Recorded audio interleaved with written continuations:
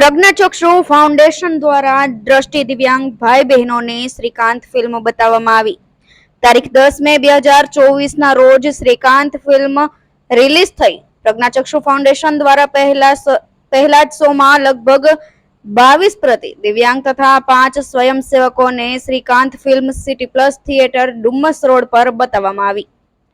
આપ ફિલ્મ જોઈ પ્રજ્ઞાચક્ષુ ભાઈ બહેનો તથા સ્વયંસેવકો ભાવવિભોર તથા અભિપ્રેરિત થયા હતા.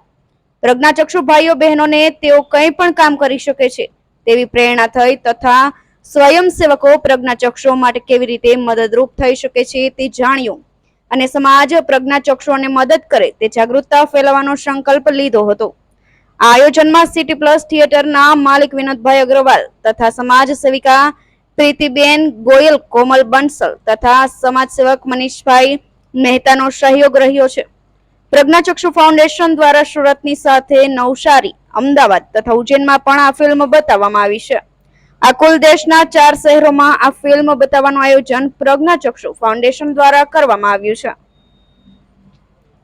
સુનિલ ગાંજાવાલાનો report, Gujarat national TV news, Surat. Yes sir, आपनो नाम, आपनो परिचय. मेरा नाम रामकृष्ण पंड्या है और मैं प्रज्ञाचक्षु फाउंडेशन में प्रेसिडेंट हूँ. સર, આજે શું પ્રોગ્રામ રાખવામાં આવ્યો હતો અને કઈ જગ્યાએ રાખવામાં આવ્યો હતો? આજનો પ્રોગ્રામ આજે શ્રીકાંત મૂવી રિલીઝ થયું છે તો એને બ્લાઇન્ડોને બતાવવાનો પ્રોગ્રામ રાખવામાં આવ્યો હતો. સર, કઈ જગ્યાએ પ્રોગ્રામ રાખવામાં આવ્યો હતો અને કેટલા વ્યક્તિઓ એકત્ર થયા હતા? આ પ્રોગ્રામ સિટી પ્લસમાં રાખવામાં આવ્યો છે અને ઓન એન એવરેજ 30 લોકો આમાં એકત્રિત થયા છે. સર, આ તમારો કાર્યક્રમ રાખવાનો મુખ્ય હેતુ શું રાખવામાં આવ્યો?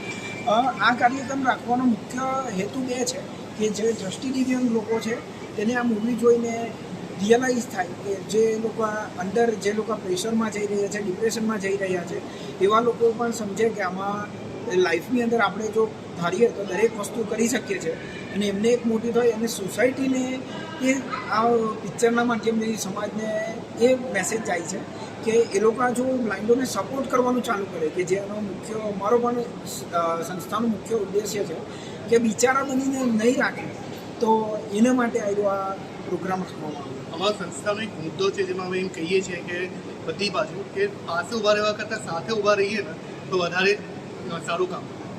સર, તમે એક પ્રજ્ઞાચક્ષુ છો અને તમે જે અન્ય બીજા ઘણા પ્રજ્ઞાચક્ષુ વ્યક્તિઓ, બાળકો છે જે લોકો અહીંયા નથી આવી શક્યા આજના કાર્યક્રમમાં, તો એ લોકોને તમે શું મેસેજ આપશો? હું એવો જ મેસેજ આપીશ કે એ લોકો જો એકવાર મનમાં ધારી લે અને કરવાની ચાહ રાખે અને એમને કોઈ પણ પ્રકારે ગાઈડલાઈન કે કોઈ પણ સપોર્ટ નથી મળતો, જ્યાં મૂવીમાં બતાવ્યું હતું કે ઘણા સપોર્ટની જરૂર આવી તો એ સમયે અમે પ્રજ્ઞાચક્ષુ ફાઉન્ડેશનની પૂરી ટીમ એમને સપોર્ટ કરવા તૈયાર છે. અમારો કોન્ટેક્ટ કરવા એમને વિનંતી. Okay sir, thank you.